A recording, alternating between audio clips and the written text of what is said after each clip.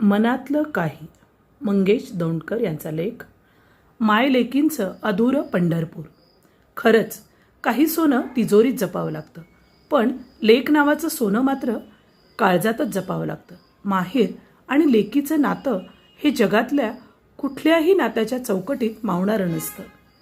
माहेर आणि लेकीचं नातं हे जगातल्या कुठल्याही नात्याच्या चौकटीत मावणारं नसतं.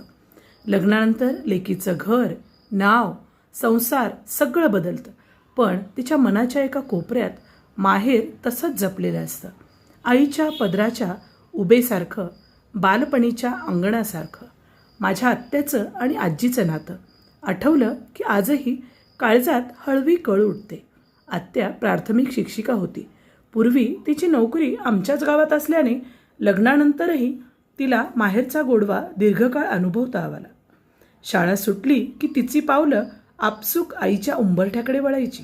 आईला पाहिलं की दिवसभराचा थकवा कुठे पळून जायचा. पुढे मुलांच्या शिक्षणासाठी आत्या तालुक्याच्या ठिकाणी राहायला गेली आणि माहेर सुटलं. पण मायलेकीच्या मनातलं अंतर कधीच वाढलं नाही.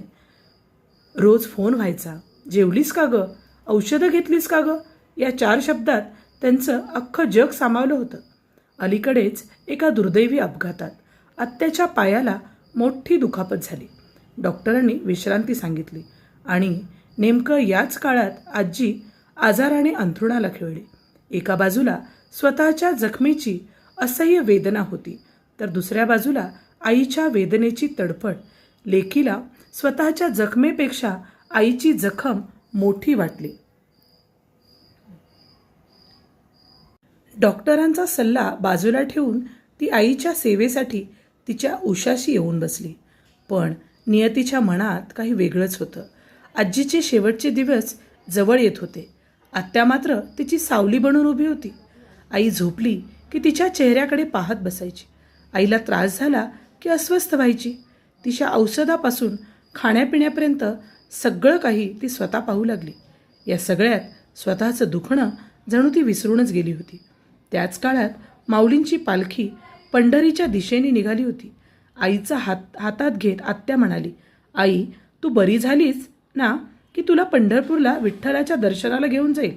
तो एक शब्द नव्हता, तो आईला लेकीने दिलेला जगण्याचा धीर होता. शेवटी काळजाचा तुकडा फाडून टाकणारा तो दिवस अखेर उजाडलाच.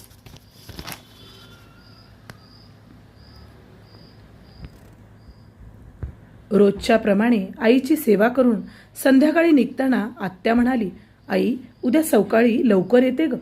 आईच्या चेहऱ्याकडे शेवटचं पाहून ती निघून गेली. पण तो उद्या कधी आलाच नाही. त्या रात्रीच आजीने या जगाचा निरोप घेतला. लेक आईला भेटायला येणार होती, पण आईने तिची वाट पाहणं थांबवलं होतं. जिच्यासाठी पंढरपूरच्या विठ्ठलाचं दर्शन घडवण्याचं स्वप्न पाहिलं होतं, तीच आई लेकरांना सोडून स्वतःच विठ्ठलाच्या चरणी निघून गेली होती. आईला शेवटच्या क्षणी पाहताही आलं नाही. आईला दिलेला शब्द पूर्ण करता आला नाही. या वेदनेनं आत्याच्या काळजात आयुष्यभराची जखम करून ठेवली. कधीकधी आयुष्य आपल्याला निरोप घेण्याचीही संधी देत नाही. शेवटचा स्पर्श, शेवटचं बोलणं सगळंच अधुरं ठेवून जातं. म्हणूनच आईवडील सोबत असताना त्यांच्यासाठी वेळ काढा. उद्या भेटू म्हणताना एकदा थांबा, कारण कधी तो उद्या येतच नाही. आई गेली, पण आईची माया कुठे जाते? ती लेकीच्या डोळ्यात, तिच्या आठवणीत, तिच्या प्रत्येक काळजीत तशीच जिवंत राहते. आईची शिकवण, तिचे संस्कार आणि तिच्या हाताचा मायेचा स्पर्श आयुष्यभर मनाला आधार देत राहतो. तिच्या आठवणीच्या सावलीतच लेक आपल्या आयुष्याचा पुढचा प्रवास करत राहते. म्हणूनच आईवडिलांसोबतचे क्षण कधीही साधे समजू नयेत. तेच पुढे आयुष्यभराची श्रीमंती बनतात. आईच्या आठवणींना धरून जगताना प्रत्येक सुखाच्या क्षणी तिची उणीव जाणवते, तर प्रत्येक दुःखाच्या वेळी तिच्या मायेची सावली मनाला शोधावीशी वाटते. काही नाती शरीरानं दूर जातात, पण मनातून कधीच दूर होत नाहीत. उलट काळ जसा पुढे सरकतो तसतशा त्यांच्या आठवणी अधिक घट्ट होत जातात. आईचं असणं ही आयुष्याला मिळालेली अशी श्रीमंती असते, ती जिच्या जाण्यानंतरच अधिक प्रकर्षाने जाणवते. म्हणूनच आजही आत्याला पाहिलं की वाटतं माझी आजी गेली नाही. ती आपल्या लेकीच्या रूपाने अजूनही माहेराच्या प्रत्येक कणाकणात जिवंत आहे. खरंच काही सोनं तिजोरीत जपावं लागतं, पण लेक नावाचं सोनं मात्र काळजातच जपावं लागतं, काळजातच जपावं लागतं. धन्यवाद.